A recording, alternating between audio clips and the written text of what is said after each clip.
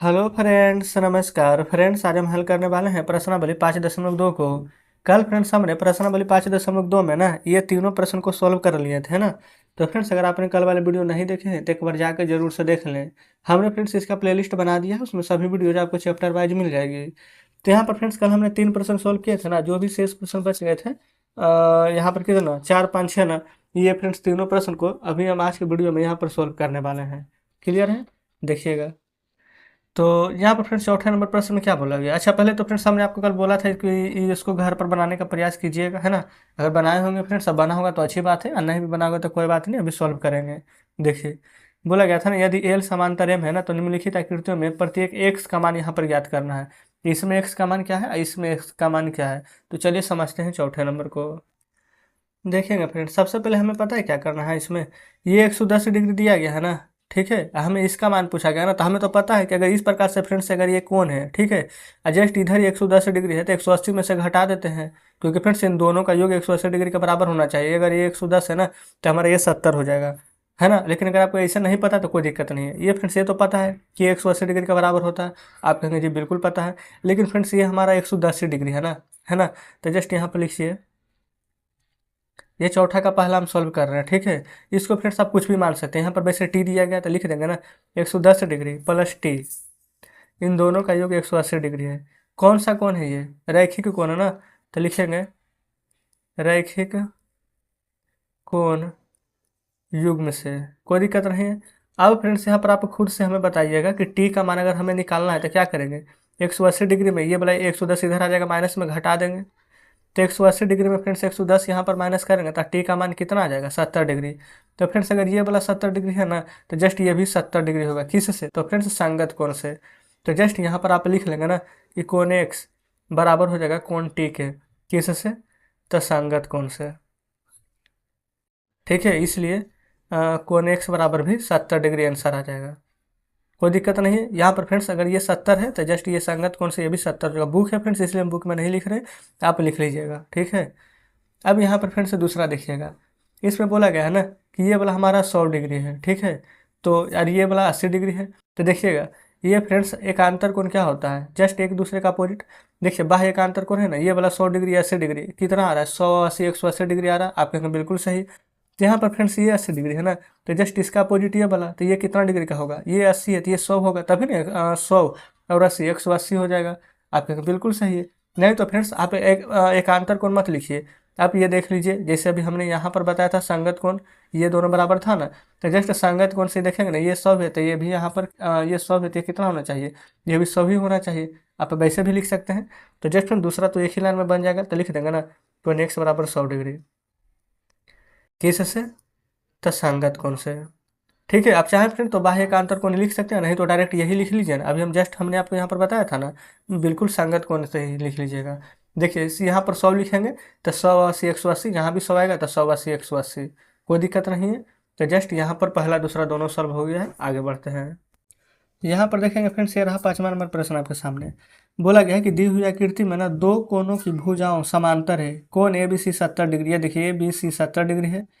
अच्छा, आगे पहला में बोला गया ना कि तो कोण डी जी सी ज्ञात करना है। ये डी, ठीक है, ये रहा जी एस सी, ये वाला फ्रेंड्स कोण हमें यहाँ पर ज्ञात करना है। अगर ये 70 डिग्री है तो ये वाला कोण क्या होगा। तो फ्रेंड्स आप बताइए, अगर ये 70 डिग्री है तो क्या ये वाला 70 डिग्री नहीं होगा। किससे? तो संगत कोण से।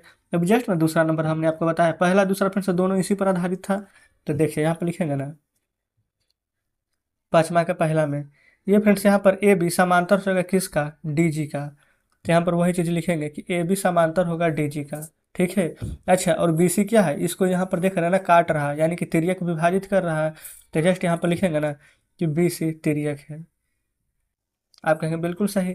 तो इसलिए यहाँ पर लिखेंगे कि अगर कोण हमारा डी जी सी है ना, जो कि यहाँ पर दिया गया फ्रेंड्स डी, और ये जी ये सी, ये वाला हमारा अगर ये फ्रेंड्स हमारा अगर ए बी सी 70 डिग्री है तो ये भी हमारा 70 हो जाएगा। तो कोण डी जी सी बराबर 70 डिग्री।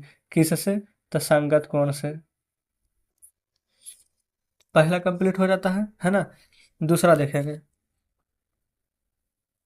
कौन डी ई एफ ज्ञात करना है। अच्छा तो डी कहाँ है, ये फ्रेंड्स डी ई एफ। अच्छा अभी हमने यहाँ पर छोटा वाला निकाला था, अब फिर से बड़ा वाला निकालेंगे डी ई एफ ना। तो ये देखिए डी ई एफ निकालेंगे तो इसमें कौन सा समानांतर आ रहा है, तो देखेंगे ये वाला फ्रेंड्स बी सी और ये वाला ई एफ, क्या ये दोनों यहाँ पर समांतर है, आप कहेंगे जी बिल्कुल।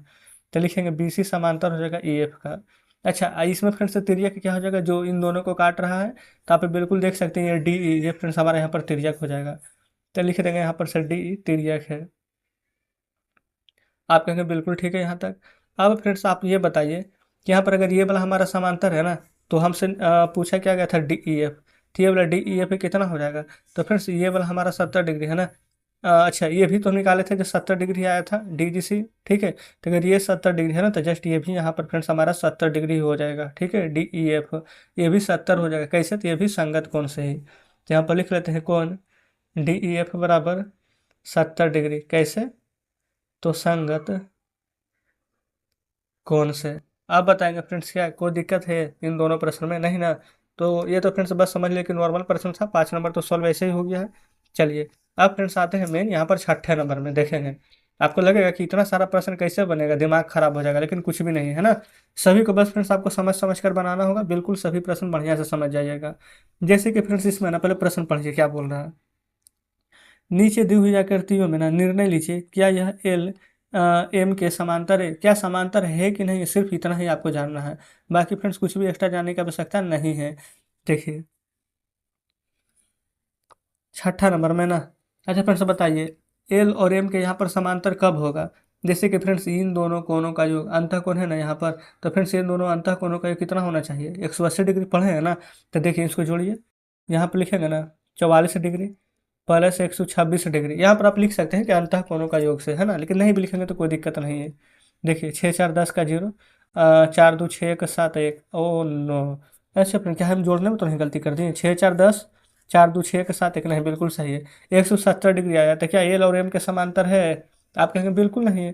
तो लिख देंगे एल इस प्रकार से काट देंगे कि समांतर एम, है ना, बस मतलब हो गया कि एल समांतर एम नहीं है, लेकिन फिर भी आप चाहे तो बढ़िया से क्लियर ये फ्रेंड से इसको क्लियरिफाई कर सकते हैं, लिख देंगे ना एल एम के समांतर नहीं है। बताइए क्या फ्रेंड्स को दिक्कत है, आप कहेंगे बिल्कुल कोई दिक्कत नहीं होने वाली है। जस्ट इस प्रकार से ना इन सभी प्रश्न को सॉल्व करना है। चलिए दूसरा नंबर देखते हैं। हो सकता है फ्रेंड्स कि दूसरा हो जाए, है ना, कुछ कहा नहीं जा सकता है। देखेंगे पहले ये फ्रेंड्स यहाँ पर एक दिया गया हमारे यहाँ पर 75 डिग्री दिया गया है ना। जस्ट ये भी यहाँ पर दिया गया है 75 डिग्री, बिल्कुल दिया गया है। तो फ्रेंड्स क्या इन दोनों को हम जोड़ दें, क्यों जोड़ सकते हैं कि नहीं। यहाँ पर एक 75 ये 75, तो बिल्कुल जोड़ सकते हैं। ये फ्रेंड्स अंतः कोणों का था, ये फ्रेंड्स बाह्य कोण का योग होने वाला है। तो देखिए 75 डिग्री प्लस 75 डिग्री कितना आ जाएगा, तो 150 डिग्री। अब आना कितना चाहिए था, 180 डिग्री ना। तो फ्रेंड्स बताइए क्या ये समांतर है, नहीं। तो लिखेंगे एल एम के समांतर नहीं है, ठीक है, दूसरा हल हो गया है।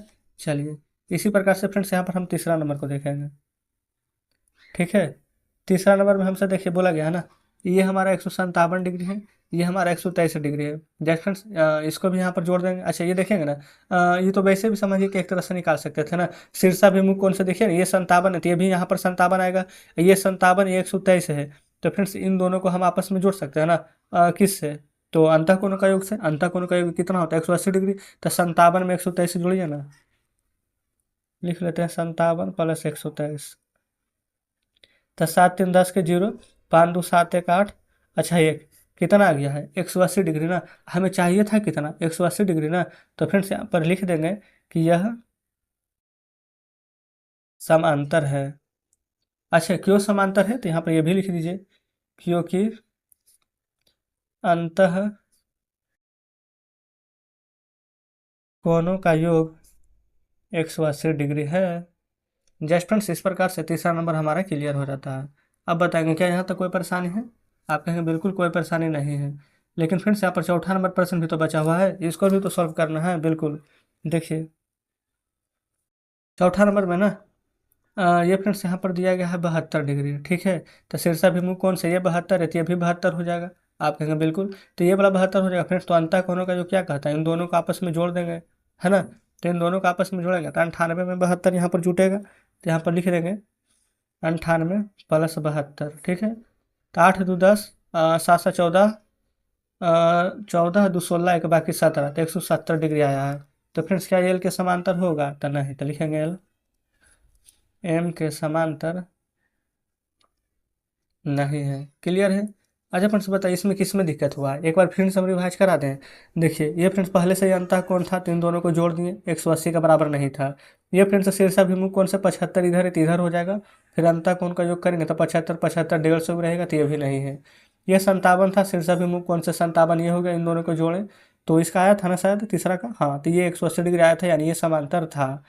ये फ्रेंड्स 72 था, अंतःभिमुख शीर्षाभिमुख कोण से इधर 72 कर दिया, तो 98 72 किया तो 170 आया। तो ये फ्रेंड्स ये एल के समांतर नहीं होगा, क्यों? क्योंकि इसका अंतः कोणों का योग 180 डिग्री के बराबर नहीं था। क्लियर? तो जस्ट इस प्रकार से फ्रेंड्स यहाँ पर हमने बहुत ही आसान तरीके से पूरा चैप्टर खत्म कर दिया। प्रश्न नंबर फ्रेंड्स यहाँ पर 6 ही तक था, है ना। 6 के बाद यहाँ पर कोई प्रश्न नहीं है। आगे देखेंगे ना तो यहाँ पर आ चुका है त्रिभुज और उसके गुण, जो कि फ्रेंड्स अगला चैप्टर है अध्याय 6।